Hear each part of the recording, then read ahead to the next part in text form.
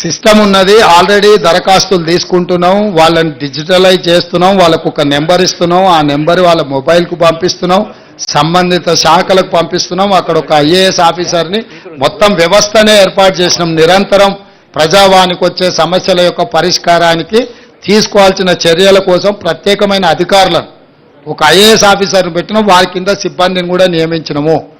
ఇవి ఇక్కడ ప్రజావాణి దగ్గర దరఖాస్తు తీసుకోగానే ఇక్కడ పరిష్కారం జరగదు. ఊర్లో ఎంఆర్ఓ ఆఫీస్తోని పని ఉందనుకో, ఇప్పుడు అది ఆ ఎంఆర్ఓ ఆఫీస్కు ఫార్వర్డ్ చేయాల్సిందే కదా. లేకపోతే ఏదో హాస్పిటల్లో వైద్యానికి సంబంధించి ఇమ్మీడియట్గా సంబంధిత అధికారులకు పంపించాల్సిందే.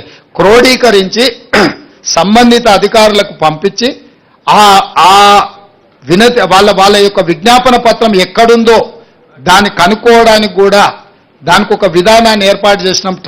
దాన్ని ట్రాక్ చేయడానికి కూడా ట్రాకింగ్ సిస్టమ్ పెట్టినాం. సో ఏ అధికారి దగ్గర వాళ్ళ కంప్లైంట్ పెండింగ్ ఉందో దాని స్టేటస్ ఏందో తెలుసుకోవడానికి కూడా సాంకేతికంగా వాటన్నిటిని కూడా డిజిటలైజ్ చేసినాం. ప్రతి దరఖాస్తును క్షుణ్ణంగా పరిశీలిస్తాము. ప్రభుత్వం పరిష్కరించగలిగిన వాటిని 100% పరిష్కరిస్తాం. ఏదైనా పరిష్కారం లేకున్నా దరఖాస్తుదారుకుడు చెప్తాం.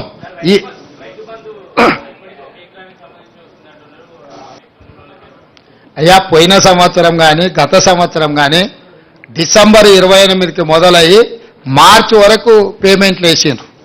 ఈసారి డిసెంబర్ 9 నాడే పేమెంట్లు వేసినాం.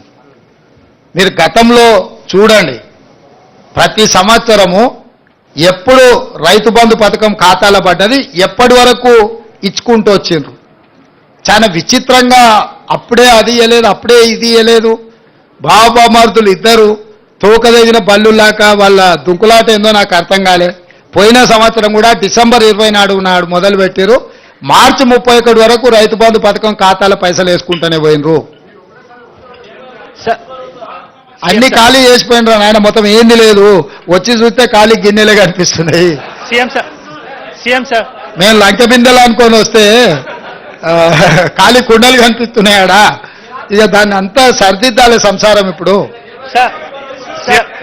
CM sir